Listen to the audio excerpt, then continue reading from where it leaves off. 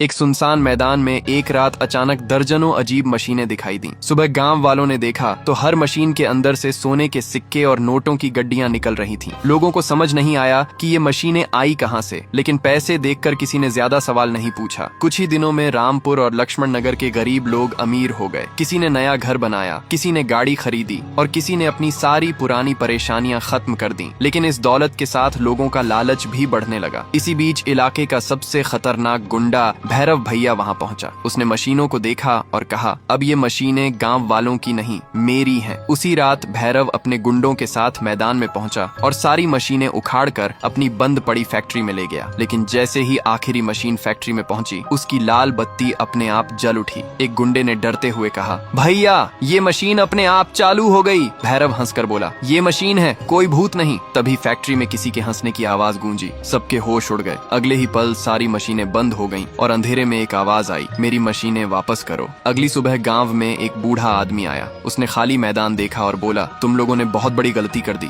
लोगों ने पूछा, कौन सी गलती? बूढ़े ने जवाब दिया, इन मशीनों को डॉक्टर कंकाल ने बनाया था। कई साल पहले डॉक्टर कंकाल एक वैज्ञानिक थे। गांव के लोग उस समय बहुत गरीब थे। डॉक्टर ने ऐसी मशीन बनाई थी जो बिना किसी इंसान को नुकसान पहुंचाए धन पैदा कर सकती थी। उन्होंने मशीनें गांव वालों के लिए मैदान में रख दी। लेकिन कुछ लालची लोगों को लगा कि डॉक्टर इस मशीन से कोई बड़ा राज छिपा रहे हैं। एक रात उन्होंने डॉक्टर को मशीनों में पैसे भरते हुए पकड़ लिया। डॉक्टर समझाते रहे, मैं ये सब तुम्हारी मदद के लिए कर रहा हूँ, लेकिन भीड़ ने उनकी एक नहीं सुनी। उन्होंने डॉक्टर को मार डाला। मरने से पहले डॉक्टर ने कहा था, जिस दिन तुम इन मशीनों को लालच के लिए इस्तेमाल करोगे, मैं वापस आऊंगा। अब सालों बाद भैरव ने वही गलती कर दी थी। उस रात फैक्ट्री में भैरव मशीनों से सोना निकाल रहा था। अचानक सारी मशीनें एक साथ चालू हो गईं। फैक्ट्री में सफेद धुआं भरने लगा। उस धुएं के बीच एक आदमी दिखाई दिया, झुका हुआ सिर और हड्डियों जैसा चेहरा। भैरव डर कर पीछे हट गया और बोला, डॉक्टर कंकाल। डॉक्टर ने धीरे से कहा, तुमने गरीबों का हक छीना है, अब हिसाब होगा। भैरव वहां से भागने लगा, लेकिन फैक्ट्री का दरवाजा अपने आप बंद हो गया। अंदर से एक भयानक चीख सुनाई दी। अगली सुबह फैक्ट्री खाली थी। भैरव और उसके गुंडे गायब थे और सारी मशीनें वापस मैदान में खड़ी थीं। इस बार मशीनों पर एक नया संदेश लिखा था,